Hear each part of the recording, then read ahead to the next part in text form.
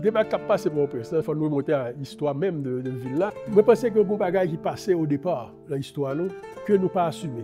Premier vrai révolutionnaire, c'est esclavio, qui était un projet révolutionnaire. Les gars volaient révolutionnaire dans les cultivateurs. C'est pas par hasard que le premier nègre qui paraît, qui est connu, c'est Boupan. C'est une révolution volée. Depuis là, ça, on vient deux pays, deux lectures différentes, deux projets, deux évolutions différentes. Toute l'histoire d'Haïti, c'est conflit ça.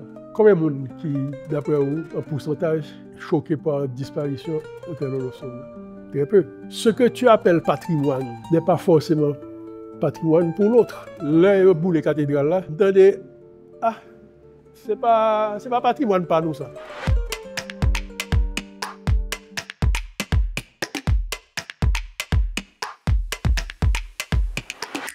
Moi, j'ai dessiné un carré avec un zone architecte, trois gros bâtiments de Port-au-Prince.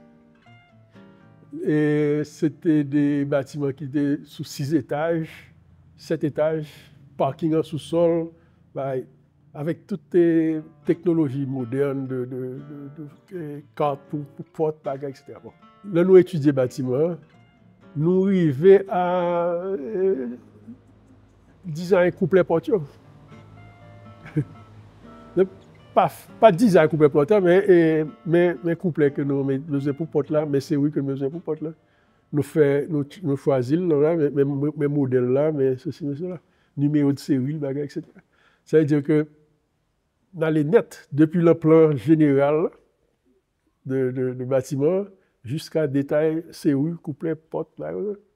Là, je fait même expérience là avec même architecte là. Ouais, c'est-à-dire que pour me dire, nous avons une échelle qui peut monter le clocher. Nous avons dessiné une échelle là.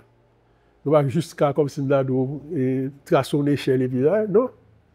Nous faisons une échelle là de telle sorte que c'est agréable et facile et sécuritaire pour le monter. Ça veut dire que, par exemple, montant, nous faisons avec des profilés carrés, mais les barrières, nous faisons avec des tubes, de telle sorte que mes nègres là, kembel bien, et puis le tube là, gauche, c'est ça.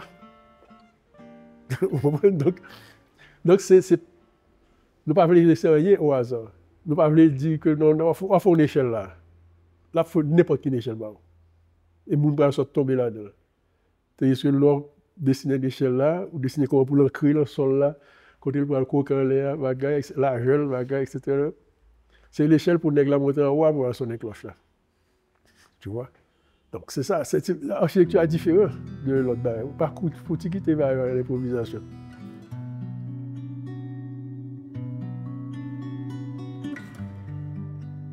Ce serait peut-être banal de le dire avec tant de tristesse, mais je suis capable de dire que je suis passé le dimanche, que je sentais temps pour être confirmé disparition de Olofsson. Olofsson, c'était un objet à un certain moment de travail. Moi, j'ai des relations avec Olofsson depuis très longtemps. Et j'ai participé là, avec RAM dans l'établissement de réouverture de l'hôtel là, dans des conseils pour ne pas faire des barrières qui passent ça, etc. Nous t'es bien entendu nous. Et en fait, bon, c'est matin, oui, moi, je fais. Nous est capable de fonctionner. Ouais. Peut-être qu'Amdjo, c'est Laurie Lemnan que, peut-être pas matin, mais c'est Laurie Lemnan, et puis moi, je fais. Pour te faire interview aujourd'hui. Mais effectivement, c'est très dur. C'est très dur. Et ça fait me songer en scène cathédrale là, le Liboulé, un collègue moi qui me dit mieux mettre du feu en scène cathédrale là. Moi prends machine même pas de descendre la ville ça, monter boutillier effectivement moi cathédrale là cap boule. Et puis bon, c'est presque pratique pas obligé c'est une sorte de thérapie après ça. C'est très dur. Et c'est pour ça que je parle de remise en question tout le temps, c'est-à-dire que l'ancienne cathédrale là me posait peut-être ma question. Côté de difficulté, ça a sorti pour protéger le patrimoine. Et moi, c'est un que je apprendre à aimer, et faire recherche historique sur lui. Et en fait, c'est toute cette activité, tu vois. Même le peine, c'était au support à justement préservation patrimoine. Donc, c'est peut-être banal de dire que c'est dur, mais vraiment c'est ça.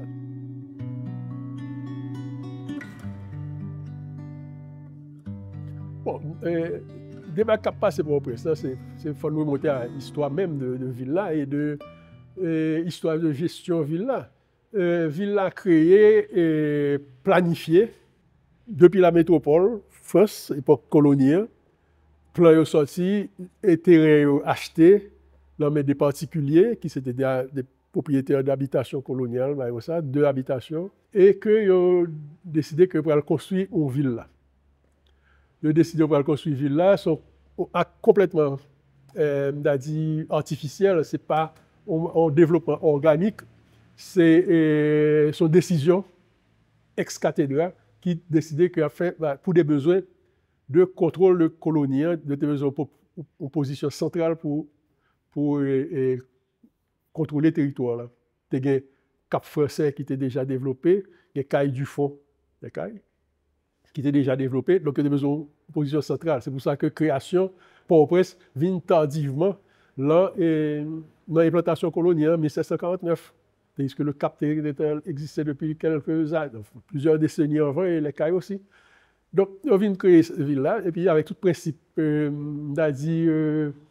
principe de tracé urbain de l'époque là, qui c'était des tracés qui ne prennent pas en considération particularité site là. C'est-à-dire que ils ont venu, ils ont tracé depuis en France, et puis ils ont venu arpenteurs, ingénieurs pour tracer la ville là. C'est-à-dire que si vous côté un marécage, ils ont tracé quand même, il y a des dégageurs après, combler le marécage là, bagaille, etc.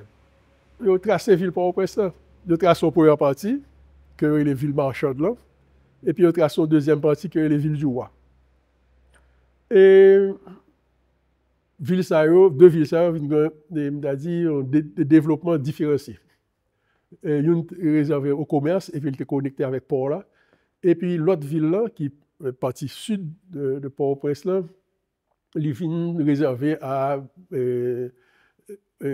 gouvernement colonial, c'est-à-dire la ville du roi, donc c'est là que l'autorité, c'est la militaire autorité, donc c'est pour ça qu'on a un palais national dans la zone ça, on a une caserne dans la zone ça, etc. Et dans l'autre là, on a un commerce là, on a un port là, on a un marché, etc. Donc c'est ça qui est ville là. Ville là, je n'ai pas de chiffre en tête, mais le tracé originel là, c'est mesuré quelques carreaux, peut-être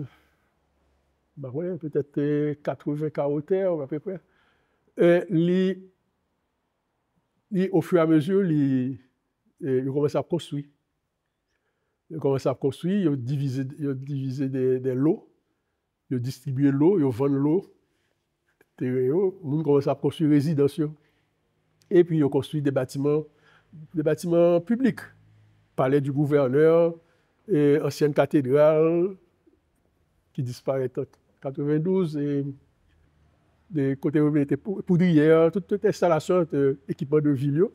Et puis il reste là réservé à résidence et commerce. Il y a des places publiques que tu prévois, place Valière, côté où on construit marché en fer là. Bref, Villa a été développée en 1749. Bon, 1771, il y a un tremblement de terre. Villa a été construite en maçonnerie. Il y a un pile de monde mourir. Villa pratiquement écrasée. Il y a une première résolution de construire en bois, de faire des ordonnances sorties depuis la France, disant qu'on lui interdit de construire en maçonnerie, on n'a pas le construire en bois. Et à ce moment-là, il y a une construire une ancienne cathédrale là, et puis toute construction pour Port-au-Prince en bois. Mais côté que bois était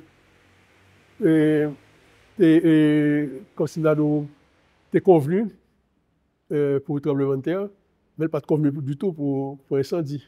Et l'histoire Port-au-Prince, c'est l'histoire d'incendie, de grands incendies, tels que des incendies célèbres, que l'incendie Timéline, qui était ravagé tout au parti là Port-au-Prince.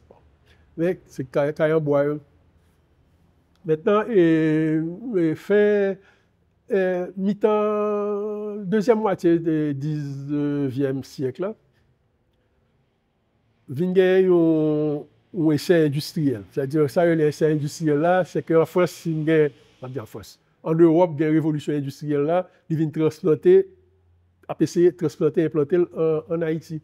Ils viennent commencer à gagner des usines, ils viennent commencer à gagner une création d'une classe bourgeoise, d'investisseurs, et avec on a dit pendant lui, une classe ouvrière. Début d'industrialisation, ça, il y a deux trois usines qui étaient montées en bas Port-au-Prince, attirer une population ouvrière qui, Port-au-Prince, c'est tradition même de ville Port-au-Prince, pas accueilli monde. Autorité n'a pas accueilli monde. Responsable de ville n'a pas accueilli monde. Donc, qui fait que la population ça établie dans les terrains vagues aux entrées de la ville. Et c'est à ce moment-là que paraissent les premiers quartiers marginaux, attirés par le travail de l'industrie. Ça a commencé en 1860. 1860, timidement, et ça a continué. Et établi dans les entrées de la ville, la coupisquette, les portails. Ouais, puisque c'est là qu'il y a une connexion avec la paysannerie. Donc c'est là qu'ils viennent établir. L'autre phénomène qui vient gagner. Hey, campé là. Une plus bonne façon pour supporter le travail à Ibopos, c'est faire 3 actions ça yo kounya. Like, partager vidéo ça, abonner pour rester connecté avec le travail nous yo. Ou fin faire ça, on continue. L'autre phénomène qui vient gagner, donc Port-au-Prince colonial là, vient agrandi par des quartiers marginaux au nord et au sud. Et puis un deuxième phénomène vers l'est.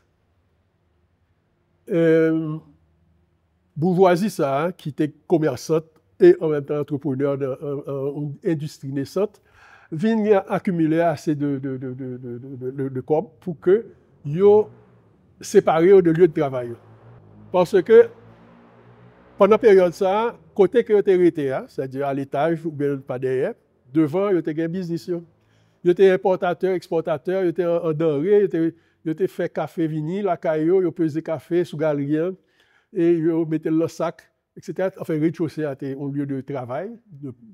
Et puis, à l'étage, vous étiez à l'étage. Et puis après ça, vous embarquez le sac, si c'est café, vous voyez le port là. À l'époque, ça, et surtout que l'été correspond à des périodes d'incendie politique, bagarre, etc. Il y a une classe aisée, ça, vient séparer de commerce. Il vient créer des quartiers résidentiels. Mais tout ça, même genre que la zone, n'a pas nos zones de premier bidonville, de zone. Et en même temps, tout développement que vous pouvez gagner vers l'est, vers le piémont de mon hôpital, et un peu de côté de Bel Air, toute zone ça, et ils n'ont pas fait urbanisation. Ils ont juste, là, me urbanisation, ils n'ont pas planifié la ville. Ils ont juste construit le long de chemins qui menaient à la ville. Sans un tracé, tant que colonie a recevoir un tracé au départ qui était quadrillé, bien quadrillé, etc. Ils n'ont pas fait ça. Ils ont construit, ils ont fait des lotissements et ils ont construit le long de chemins. On va voir des quartiers qui ont développé le long de chemin de la Lue, que c'était l'époque ça. On va voir des constructions qui implantaient, des résidences qui implantaient le long du chemin des Dalles, que nous connaissons jusqu'au hier. Le chemin de Turgeau, qui menait à la source Turgeau. Le chemin du Bois-Vernat, etc., etc. Et ce qui prend le bail, on tracé qui n'est pas réticulaire, qui n'est pas carré, qui n'est pas coupé à angle droit, et qui peut hiérarchiser à partir de, qui peut avoir des petits secondaires,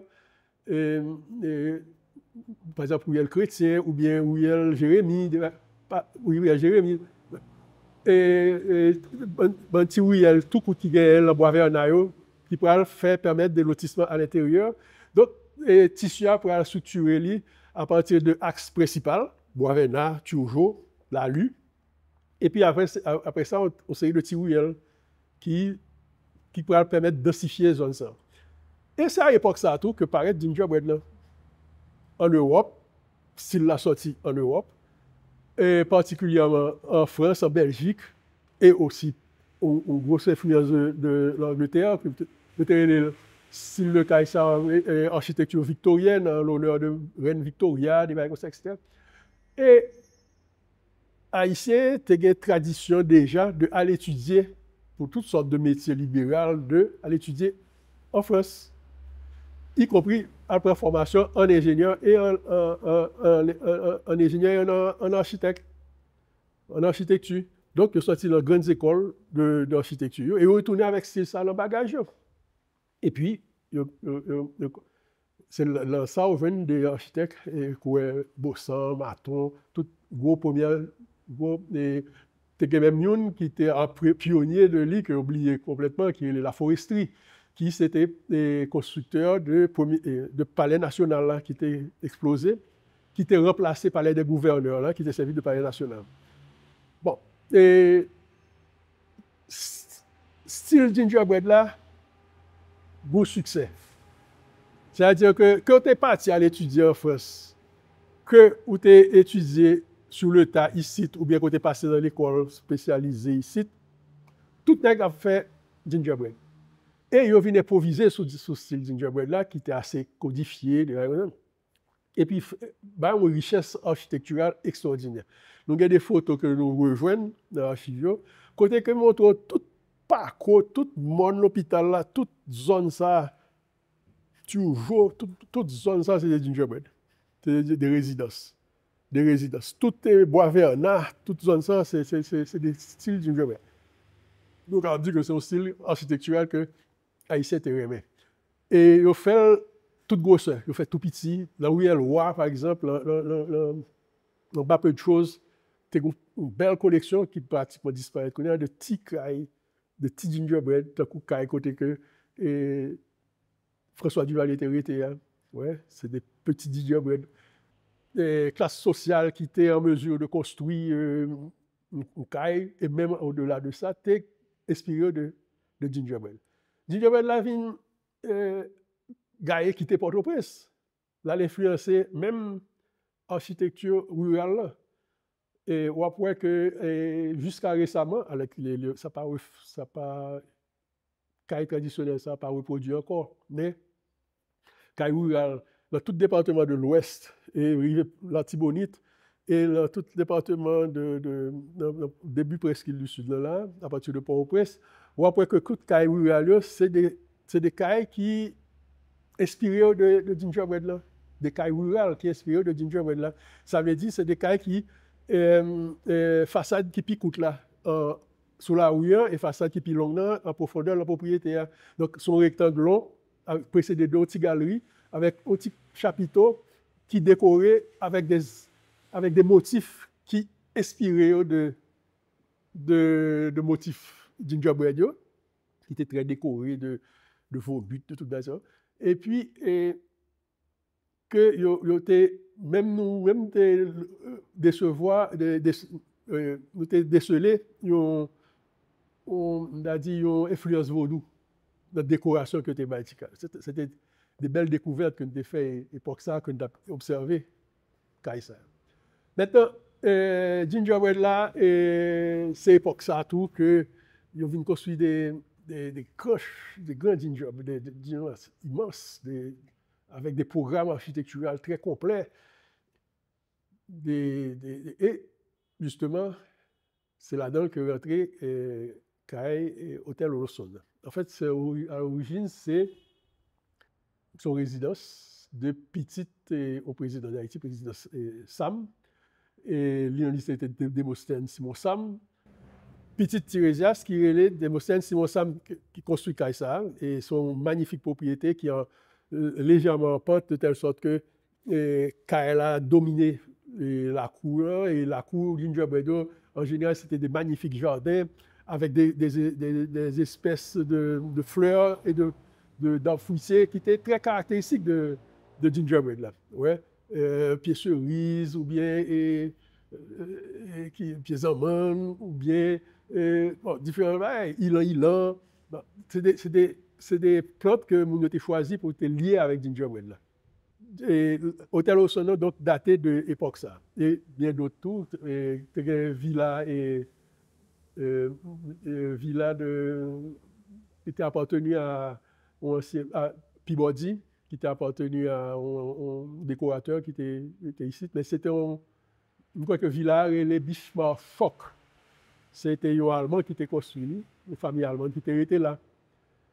Et donc, nous venons une collection extraordinaire de gingerbread, toute qualité, avec toutes sortes d'improvisations, qui était modèle que tu as gagné en Europe, là, mais qui était venu autant plus que dans le pays tropical, ici, Haïti, l'architecte vient exploiter un espace qui était révélé très convivial et avec un pile succès qui c'est galerie, qui n'a pas existé là, gingerbread en Europe, là, puisque au papa, c'est une barrage en galerie, Frédu, ou bien des choses comme ça. Donc, il vient un espace. Et l'espace, ça, galerie, c'était une réussite.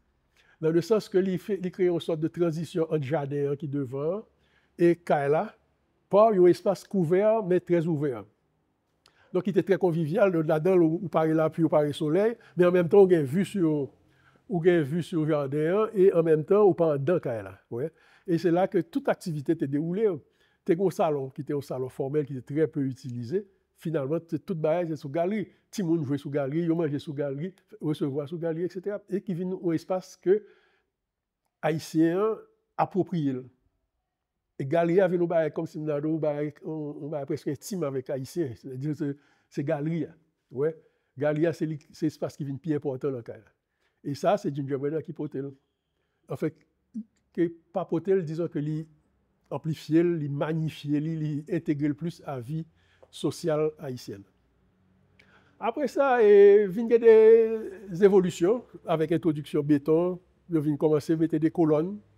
Et si que nous sommes capables de dire que gingerbread était un peu reprendre des styles d'architecture ancienne, tels que l'architecture gothique, avec le même type de système de construction en bois avec croisillons, etc.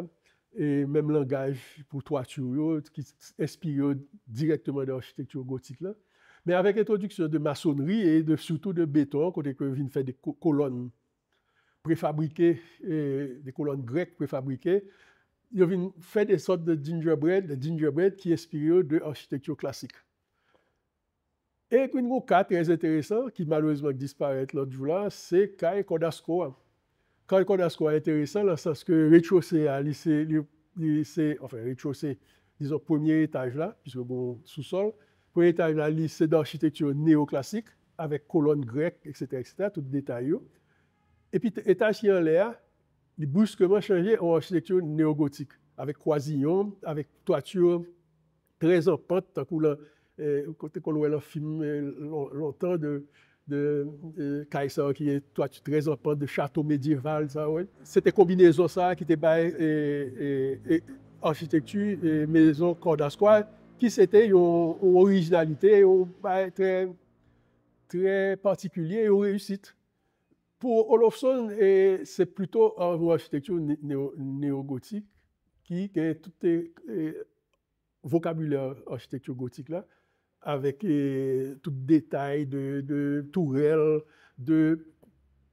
presque je ne dis pas des donjons, mais des sortes de tours en angle, construits en bois, des choses comme ça, qui étaient très caractéristiques de l'architecture néo-gothique.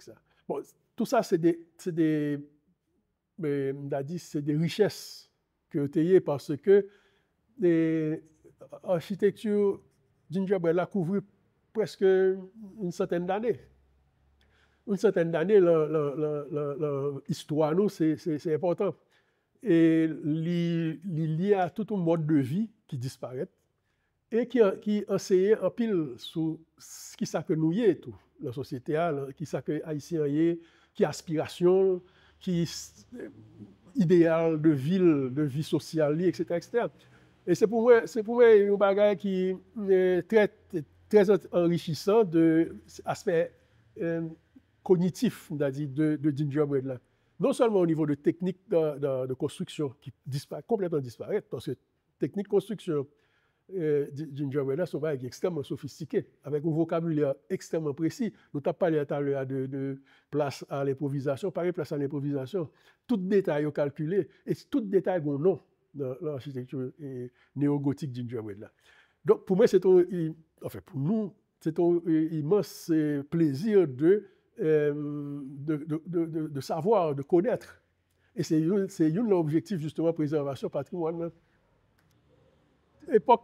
Toute époque gingerbread, ça, il durait, après l'introduction béton, il commençait à péricliter, parce qu'il venait à un style succédé au l'autre style, qui fait même parcours là, qui est sorti en Europe à partir d'étudiants qui tapaient étudier architecture en Europe, qui menaient des styles plus modernes, forcément de nouvelles modes, et gingerbread là disparaît au fur et à mesure, pour remplacer par différents styles d'architecture, jusqu'à l'architecture moderne là, que nous connaissons à l'époque ça. Et il y a plusieurs très bels exemples de l'architecture post-gingerbread qui existaient dans Pétionville, sous la Lune particulièrement, que on pensait qu'il fallait mériter que inventorier et de préserver. Bon, question d'histoire et de connaissance de nous-mêmes. Et puis, bon, l'architecture gingerbread là vient disparaître. Maintenant, Villa entre en dynamique, côté que nous parlé au départ d'attraction qui était créée là pour à partir de premières industries. Et pour mouvement ça a continué. Et puis, toute histoire pays, occupation américaine, déstabilisation du monde rural noir, qui fait que ville a un pouvoir d'attraction encore plus fort face à pauvreté qui t'a germé dans le monde rural là, qui était déstabilisé. Maintenant, pile migration. Et migration, ça a forcé à migration de classes possédantes ou bien classes aisées vers d'autres lieux. Ils ont quitté gingerbread, ils ont loué, gingerbread est venu au succès auprès de nègres qui ont cherché espace pour faire l'école. En pile gingerbread, tourner de l'école. Et le Bois-Vernard, c'est pour ça tout que Bois-Vernard a été très longtemps au lieu d'établissement de l'école, qu'on a remarqué jusqu'au hier. Et c'est parce que là, il y a des cailles, qui étaient des grands lacous qui avaient fait récréation, et qui ont pile chambre, pièces, qu'on a fait des classes là-dedans. Donc, les propriétaires ont été de l'autre côté, dans des nouveaux quartiers. Et puis, zone ça vient très commercial et aspect résidentiel là vient baisser. Et puis, en pile l'école, en pile ça. Et moi-même, j'ai commencé à travailler dans le gingerbread dans les années 60, dans les années 80, début des années 80, peut-être 79.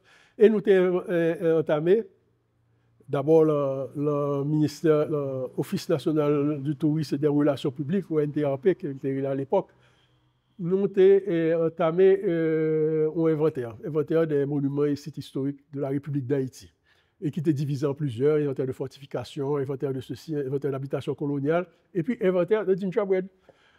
Moi, avec nos amis, nous avons photographié, accompagné de nos chauffeurs, bien sûr, nous avons photographié toutes les gingerbread de Port-au-Prince. Malheureusement, chiffre là échappé. Mais pendant que nous avons photographié, il y a des gingerbread célèbres et immenses, dans de belles lacous, qui t'ont démoli l'époque ça. Moi, je suis capable de dire que c'est l'époque ça que commencé à démolir gingerbread. Et démolir gingerbread ou bien transformer dans l'école. Ensuite, au fur et à mesure, l'école là qui part et convenu à construction, l'école a crasé gingerbread là. Donc, il construit l'autre place, etc. Donc, il y a un bail de destruction de gingerbread. Et moi, capable de dire que toute période, ça, 80-90, sont période de disparition systématique de gingerbread dans le pays. De immense collection, ça, que l'homme dit dans le pays, on parle de Port-au-Prince. Ça c'est toujours des conséquences de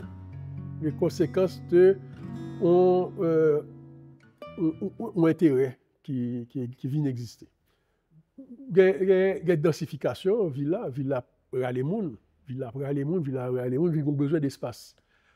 Et ça qui passe dans le gingerbread, par exemple, c'est que la cour de vent, puisque le gingerbread là sont caille qui compris entre cour et jardin, tu as un espace devant qui était jardin fleuri, des comme ça.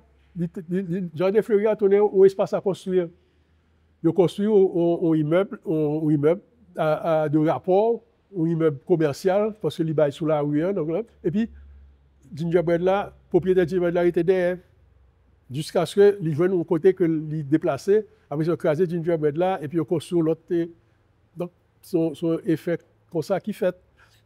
Ça qui passe, c'est pas que. Bon, bien entendu, pour opérer question ça, il y a des arguments qui viennent brancher, c'est-à-dire que c'est des vieilles cailles, c'est cailles chambottes, c'est cailles. Donc, il y a un aspect, négatif, de perception négative de cailles. C'est-à-dire perception montrée de cailles là, c'est des vieilles cailles chambottes, c'est des vieilles cailles.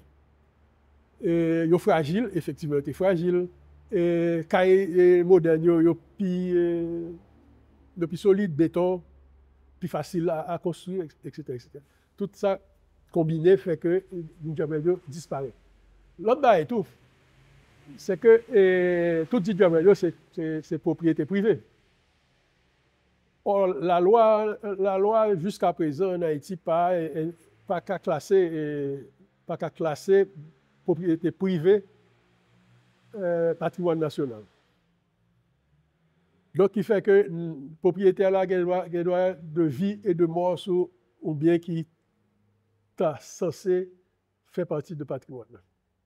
Qui, dans toute évidence, fait partie du patrimoine. Ils sont bien culturels, historiques, mais monsieur doit décider, le propriétaire doit décider d'écraser, pas aucun texte de loi qui peut empêcher de faire ça. Ça permet de nous parler de Hôtel Olofsson. Disparition Hôtel Olofsson, c'est pas le fait que l'hôtel disparaît. L'habitude à ça. L'habitude à ce que le gingerbread disparaît. C'est circonstance qui fait que le disparaît, là, qui fait toute émotion. Et une autre bagaille, c'est que c'est un gingerbread particulier, qui a une histoire particulière.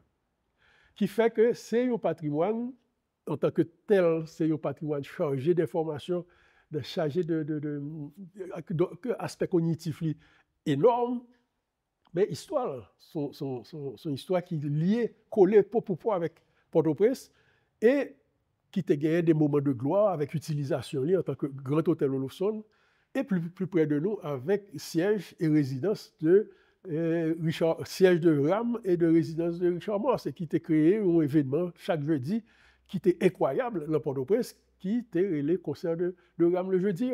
Donc tout ça rentré dans l'imaginaire et collectivité. Et le hôtel Olofsson, ce n'est pas à sa première heure de gloire. À un certain moment, il était attiré en pile personnalité internationale en quête d'exotisme et il se trouve que l'architecture ça a été convié particulièrement pour position dans la ville là. Tu vois, c'est-à-dire on a 2 minutes de centre-ville là, on a 2 minutes de palais national là. Tout ça a créé une attraction pour l'immeuble là qui vient gagner une reconnaissance internationale. On était connu, on qui était un barman qui était les César. Mais César invente un rhum poche, César rhum poche, mais il était publié dans des revues internationales comme une recette de soit en Haïti, pas aller boire César rhum poche. C'est une grande époque de de Oblin Voliqueur qui t'a fait des chroniques, célèbre journaliste qui t'a fait des chroniques sur une de personnalité de passage. Bon, bref, toute une série de bagages qui liées à histoire ville là, développer affectif ville là pour bâtiment, Port-au-Prince pour bâtiment ça, etc. Donc c'est ça que nous perdu. Et le dramatique que c'est la condition ça que nous perdu. Mais destruction Gingerbread, son bail commencé, comme tu as dit tout à l'heure, depuis les années 80, et ça, c'était ça avec quelques lots, et Cordasco, et quelques lots, c'est des survivants que tu et des survivants que vous venez inventorier après le terre là, et que vous venez créer, ça le district Gingerbread District, parce que c'était avec des World Monument Fund que nous avons fait. Nous avons créé district Gingerbread District. Là. Pour ça, Gingerbread District, c'est tellement que Gingerbread disparaît que n'y a pas de cap dit que quartier ça, son quartier de Gingerbread. Ou qu'il y a un Gingerbread là, un Gingerbread là, un Gingerbread là. Donc, qui fait que conforter à le vocable de district Gingerbread. Là. Mais, dans les années 80, presque toute carrière c'était Gingerbread, le quartier ça, tu vois. Donc, et c'est ça qui est la situation de Gingerbread. Et qu'on y a là, l'avenir, bon, nous sommes très en retard sur des mécanismes de protection de patrimoine en général. Il y a des retards énormes. C'est-à-dire que même dans des pays tout près là, il y a des dispositions qui prennent pour protéger le patrimoine. Mais ici, nous n'avons pas gagné une loi efficace. Nous n'avons pas de loi sur la culture, nous n'avons pas de loi sur la protection du patrimoine. Voilà, donc la seule référence, c'est la convention internationale que nous signons. Et puis, une loi qui crée la Commission nationale des monuments historiques, mais qui n'a pas jamais été appliquée depuis rédigé, que publié là, il n'est pas jamais capable d'appliquer.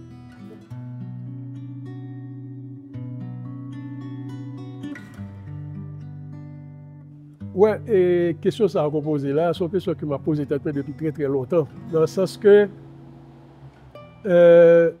moi, peut-être que l'incendie ancienne cathédrale là, qui était en plein chantier de restauration, et donc comme directeur de chantier, architecte de chantier de restauration ça, ancienne cathédrale là, c'est ancienne église coloniale qui était construite en 1771 après le là, et qui était servi de l'église paroissiale, de l'église paroissiale, pour Port-au-Prince pendant tout le temps ça. Mais en même temps un lieu historique, parce que en tant que l'église, il était longtemps salle qui est spacieuse, qui est grand, la capitale là. Donc, il était appelé à pas seulement servir de la messe, mais à faire des réunions politiques. Toutes sortes de réunions, y compris réunions politiques. Et il y a une plus grosse réunion, non, il y a une plus grosse. On citait deux événements qui fait passer la cathédrale là, qui était réuni un peu monde.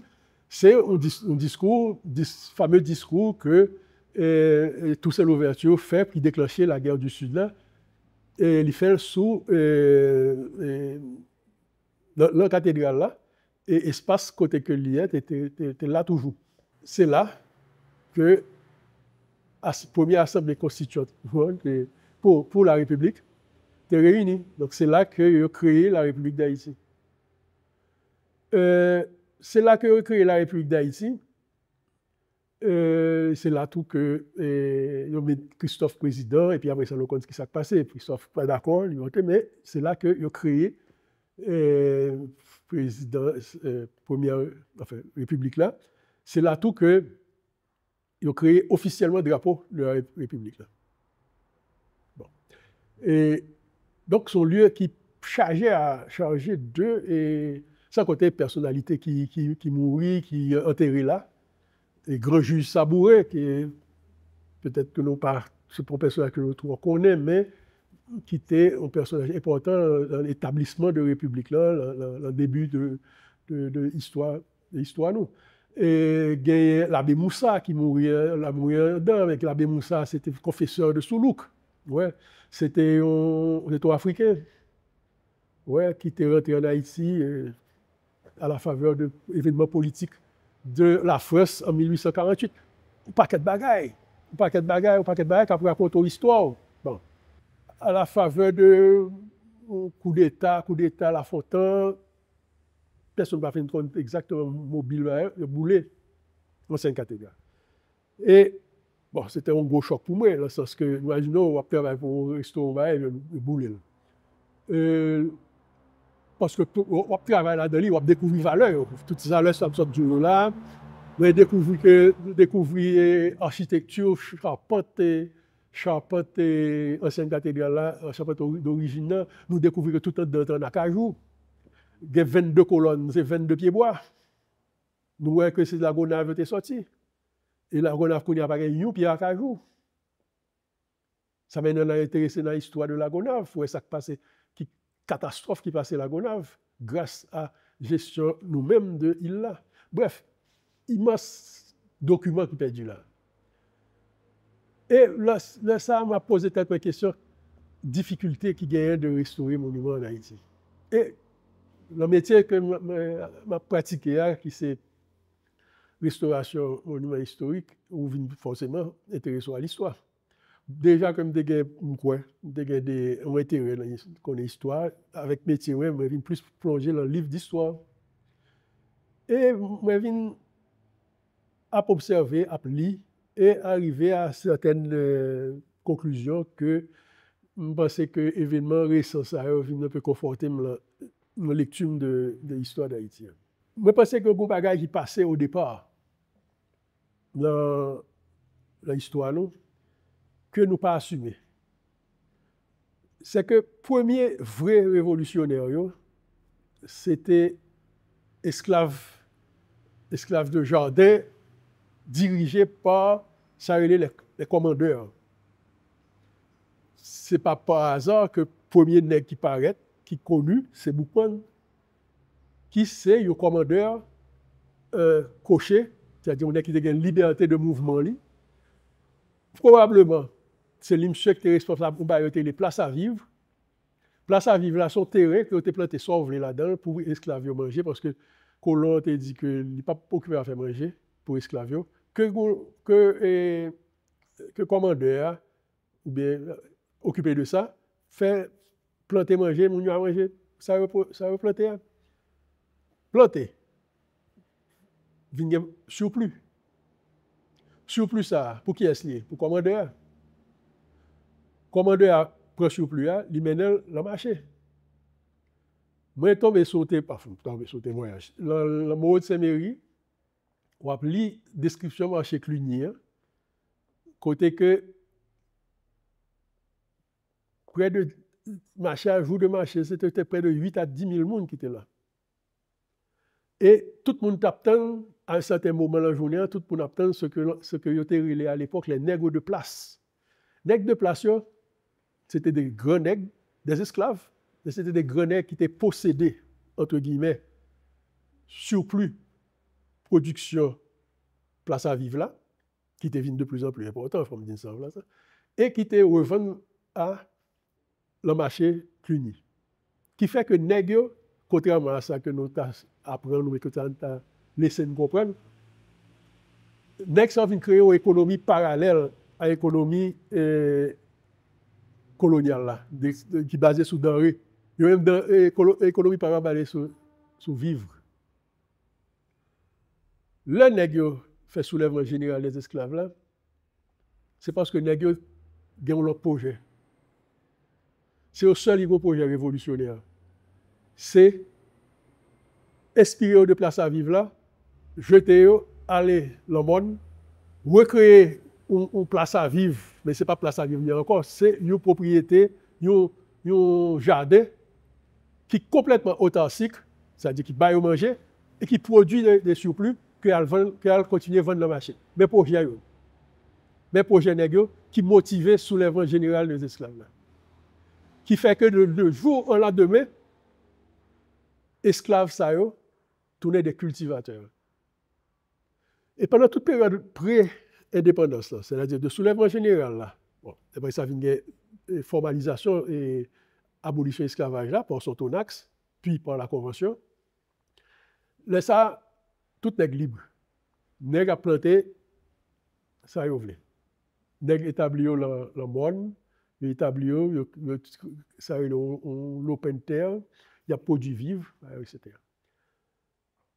Mais autorité coloniale, contre projet ça. Et autorité en place militaire et autorité politique qui chef la colonie, le contre projet ça. Y compris tout ça l'ouverture. Ça a commencé avec Paul Vérel, il généralisé sur tout ça l'ouverture. Tout ça l'ouverture créé ça le caporalisme, la grande obligatoire travail soit attaché anciens esclaves nouveaux libres à des propriétés pour être capable de produire denrées pour l'exploitation. C'est la première fois que dans le texte de loi paraît le mot vagabond. C'est-à-dire, on ne peut pas travailler pour grande propriété ou son vagabond. Tout ça vient réussir, fait quand même remonter l'économie. Colon français qui était resté, reste colon français qui était resté dans la colonie, bat bravo pour monsieur. Et puis, ils ont continué. Mais ce n'était pas satisfaisant. Colon qui est dans la métropole, là, ou bien colon qui a quitté la colonie, qui retourne la caillou, fait pression sur Bonaparte pour retourner purement et simplement à avant, statu quo ante. Ils ont organisé un lobby pour que Napoléon fasse expédition Leclerc là. Soit entre guillemets, dans l'expédition Leclerc là, il y a des chefs généraux haïtiens qui étaient participés là-dedans, tels que Rigaud, tels que Pétion. D'ailleurs, Pétion même livré bataille à Dessalines. Mais l'objectif là, c'est de rétablir le statu quo ante. Vingé,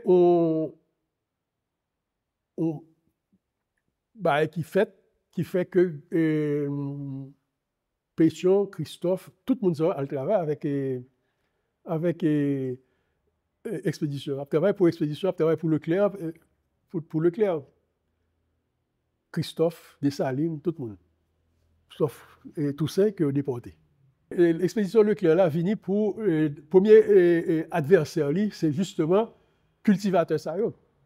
Cultivateur Sayo qui est pour lui faire rentrer, pour lui faire retourner dans le statu quo ante, sinon éliminer tout le monde. Et j'aime tout à l'heure, et le mec qui tape officier de l'armée indigène, qui tape travail avec Leclerc, vient rendre compte que, en définitive, je pensais que je rendre compte de ça déjà, qu'en définitive, c'est un retour vers l'esclavage là et élimination de toute population.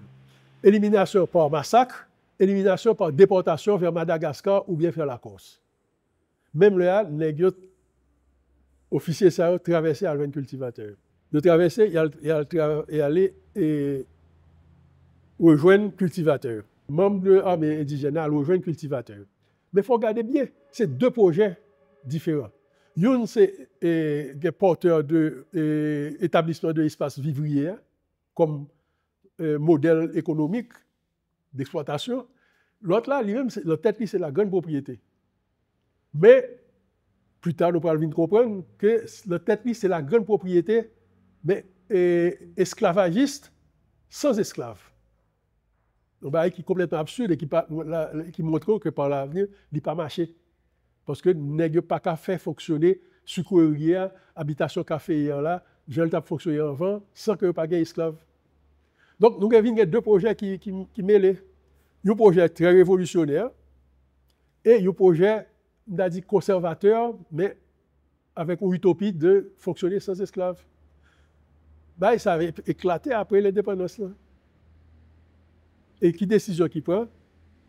C'est que l'élite politique, élite économique et élite militaire, là, accaparer le pouvoir avec projet de restituer grande propriété et production de denrées, et puis les marginaliser, ça les Congo. J'ai un petit peu réfléchi la période révolutionnaire, ça. D'abord, dis-nous que premier vrai révolutionnaire, c'est Esclavio. C'est Esclavio qui, sous direction commandeur, là, qui soulevait, qui était un projet révolutionnaire versus autorité élite civile, militaire, qui était un projet plutôt conservateur de développer de denrées agricoles, mais sans esclaves. Il lui fallu que tu aies inventé une classe ouvrière. Mais c'était 50 ans plus tôt, la révolution industrielle a pas commencé. Donc, les gens étaient handicapés tout. Ils n'ont pas capable de transformer l'esclavage en ouvrier, ce qui aurait été peut-être la solution. Mais ce n'est pas toutes conditions pas réunies. Christophe réussit, effectivement, Christophe réussit en partie. Christophe, c'est un personnage un peu atypique dans ça. Mais avant de revenir sur Christophe, avant de finir là. Après l'indépendance, l'autorité, qui vient d'hériter de pouvoir là, qu'a dit hormis des Salines, mais tout est l'autre généraux, le président, etc., etc. Et à partir de 1804, donc bien avant l'assassinat des Salines, les gens volaient la révolution dans les cultivateurs. Ils volaient, dans le sens que ils ont fait tout possible pour détruire le projet et ils ont essayé de faire passer le projet par eux. Donc c'est pour ça que je dis que c'est une révolution volée et qui vient déboucher sur tout le développement ça de deux sociétés parallèles qui ont des valeurs parallèles. Il est arrivé à un tel point que les pratiquement formalisé en sorte d'apartheid, lui, quand il a été créé deux catégories d'Haïtiens. Il y a pile monde qui l'a à partir d'un certain âge, qui ont acte de naissance paysan.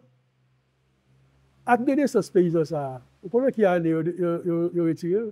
C'est Constitution 87 là, retiré. Ça veut dire que tu as deux qualités haïtiennes. Il y a un haïtien normal, des villes, qui va qui accès sur l'occupation commerciale, etc., et politique. Et puis l'autre là, majorité, agriculteurs, descendants de Congo, que mettait la tête Baptiste là, paysan. Ça n'a pas accompagné d'aucune loi. Ça veut dire que il dépend d'un officier d'état civil ou bien de père pour dire, ou même paysan, ou même son nègre normal, son haïtien normal.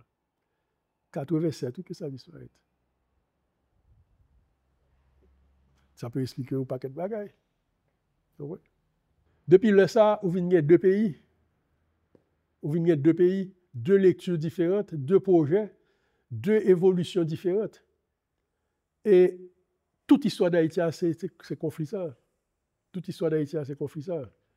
Et c'est, pour moi-même, c'est conflit ça principal. Il y a un paquet de bagailles qui passaient dans la ville, mais le conflit principal là, c'était ça. Qui fait marginaliser les paysans, et ils ont créé un nouveau code politique pour remplacer le code noir, code rural, obliger le planter café, vendre café et la ville, etc., etc. Une succession de mesures répressives, et puis surtout, quitter dans l'ignorance, pas mal santé. Bon, évidemment, 200 ans plus tard, ça vous pète à la figure. Vous comprenez? Ça qui passe, c'est que vous avez deux catégories de la population qui ont des visions différentes, des valeurs différentes. Ce que tu appelles patrimoine n'est pas forcément patrimoine pour l'autre. faut-il garder bien. Et combien de monde qui, d'après vous, en pourcentage, qui choqué par la disparition au tel Olofson? Très peu. Moi-même, m'entendais l'un bout les cathédrales là, m'entendais, ah, c'est pas patrimoine par nous ça. C'est pour ça que je commence à poser des questions. Il y a 2 fortifications qui ont été mises en restauration récemment là. Fort des Oliviers avec Fort Saint-Louis. Ce sont des fortifications françaises. Ils mettaient en restauration. Mais vraiment, des responsables intellectuels, responsables de conservation du patrimoine, dit que fortification, ça, ce n'est pas patrimoine national d'Haïti. Bon, forme de classe, c'est patrimoine national, oui, mais lui-même, pour lui-même, ce n'est pas patrimoine. Il n'a pas fait partie de. Bon, égal, je pense que si ça n'a pas fait partie de patrimoine, nous, Taïno n'a pas fait partie de patrimoine, nous non plus, etc. Son notion, c'est-à-dire que une faiblesse de compréhension de notion de patrimoine. Effectivement, patrimoine facile pour protéger, côté que patrimoine unique, dans le sens que tout le monde a une notion de patrimoine. Et son travail immense qu'il fait, par exemple en République dominicaine, Cuba, pour rendre patrimoine, notion de patrimoine, ça commun à toute société. Bah, quoi, il représente le patrimoine pour la majorité de la population. Et c'est la grande échec question. Donc, le problème de sortie, ce n'est pas un problème, son problème historique que lié, son problème de refonte, d'approche et d'unité de vision et de valeur de société qui mettent en jeu là. Sinon, on ne peut pas protéger rien. Nous avons regardé la quantité de bagages depuis que je travaille dans le monument historique, ça va que nous perdus. Nous n'avons pas même songé de Dieu. Nous n'avons pas même songé de Dieu. Nous n'avons pas même connaît qui disparaît. 2-3 personnes qui te connaissent. Donc, pour moi-même, nous avons une grande possibilité de préserver le patrimoine. Et c'est pour ça que je demande que une plus grande réflexion qui est faite et demander historien. Monsieur, c'est écrit histoire en l'autre genre. Un architecte qui te dit, que nous avons hérité d'une histoire qui nous divise. Parce que c'est en grande partie vrai, ça le dit. Mais une histoire, c'est, je vais raconter le tout. Une histoire est sous-tendue par des idéologies. Comme je vais raconter, comme je vais reconnaître l'erreur, pour expliquer la reconnaissance des erreurs, ça, etc., etc. De telle sorte que les vignes ont une histoire pour tout le monde. Même histoire pour tout le monde.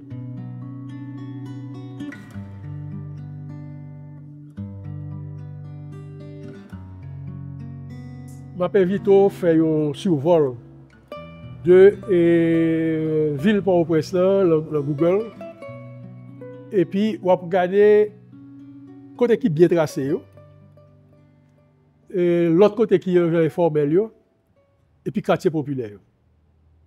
Quartier, comme la carrière là, marginalisé. Et une sorte de conurbation, c'est-à-dire une agglomération d'établissements qui fait depuis, si on a commencé depuis loin, même Anne-Perly et Bois-Jalousie, c'est-à-dire à partir de des cailles qui l'ont entré Pétionville par Thomasin, cailles qui, par l'église là, vous descendez. Vous pouvez aller sans discontinuité jusqu'à Matissa, passer. Pour une quantité, on ne va pas grandir, on va regarder, et puis on va comparer à l'autre côté, et puis on va exactement comprendre ça que je dis là. Et puis, on va que c'est ça que pour nous refuser, pour nous gagner une nouvelle ville. Nouvelle ville, côté que ce n'est pas deux. On voit que la ville est séparée en deux, carrément. Deux formes urbaines, deux tissus urbains principaux, et égale deux mentalités, de valeurs, systèmes de valeurs différents, de tout différent. Et on va aller plus loin. On va remarquer que pas de dialogue entre deux mondes. Pas de dialogue.